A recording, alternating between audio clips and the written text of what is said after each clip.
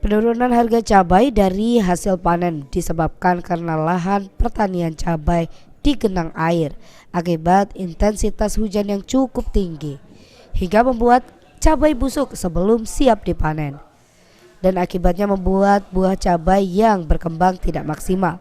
Menurut salah satu petani cabai, hujan deras selama beberapa hari cabainya cepat membusuk, dan di lahan miliknya seluas 1 hektar panen cabai mengalami penurunan drastis 50% sampai 60%. Sisa cabenya? Masih, mikro murah lagi. Berapa Bu kalau dijual? 9.000 Per kilo. biasanya jual pasar mana Bu? Pasar Jakabaring. Dengan banyaknya cabai yang busuk saat musim hujan membuat harga cabai di kebun turun kembali. Seperti cabai setan dari harga Rp90.000 turun menjadi Rp45.000 per kilogram. Dan cabai merah keriting harga di kebun dari Rp70.000 per kilogramnya turun menjadi Rp40.000 per kilonya. Ahmad Romawi, PAL TV.